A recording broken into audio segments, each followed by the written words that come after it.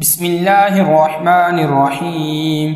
تبارك الذي بيده الملك وهو على كل شيء قدير، الذي خلق الموت والحياة ليبلوكم أيكم أحسن عملا وهو العزيز الغفور، الذي خلق 7 سماوات طباقا ما ترى في خلق الرحمن من تفاوت، فارجع البصر هل ترى من فطور، ثم ارجع البصر كرتين ينقلب إليك البصر خاسئا وهو حسير. ولقد زينا السماء الدنيا بمصابيح وجعلناها رجوما للشياطين وأعتدنا لهم عذاب السعير. وللذين كفروا بربهم عذاب جهنم وبئس المصير.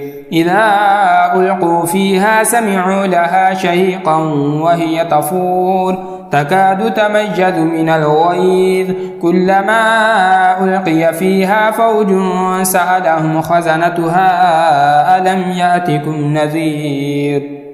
قالوا بلى قد جاءنا نذير فكذبنا وقلنا ما نزل الله من شيء إن أنتم إلا في ضلال كبير. وقالوا لو كنا نسمع أو نعقل ما كنا في أصحاب السعير، فاعترفوا بذنبهم فسحقا لأصحاب السعير. إن الذين يخشون ربهم بالغيب لهم مغفرة وأجر كبير. وأسروا قولكم أو اجهروا به إنه عليم بذات الصدور. ألا يعلم من خلق وهو اللطيف الخبير. هو الذي جعل لكم الأرض ذلولا فامشوا في مناكبها وكلوا من رزقه وإليه النشور. أأمنتم من في السماء أن يخسف بكم الأرض فإذا هي تمور، أم أمنتم من في السماء أن يرسل عليكم حاصبا فستعلمون كيف نذير. ولقد كذب الذين من قبلهم فكيف كان نكير. أولم يروا إلى الطير فوقهم صافات ويقبض ما يمسكهن إلا الرحمن إنه بكل شيء بصير.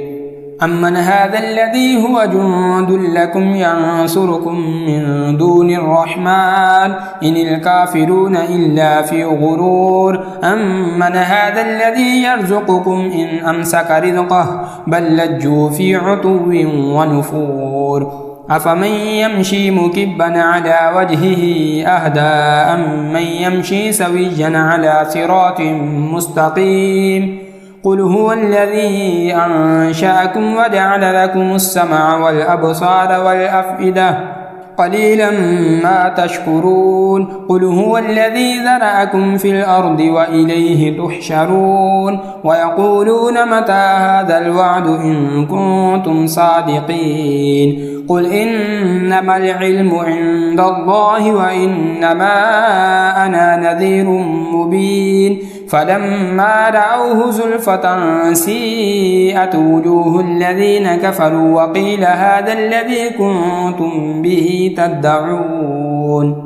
قل أرأيتم إن أهلكني الله ومن معي أو رحمنا فمن يجير الكافرين من عذاب أليم. قل هو الرحمن آمنا به وعليه توكلنا فستعلمون من هو في ضلال مبين. قل أرأيتم إن أصبح ماؤكم غورا فمن يأتيكم بماء معين.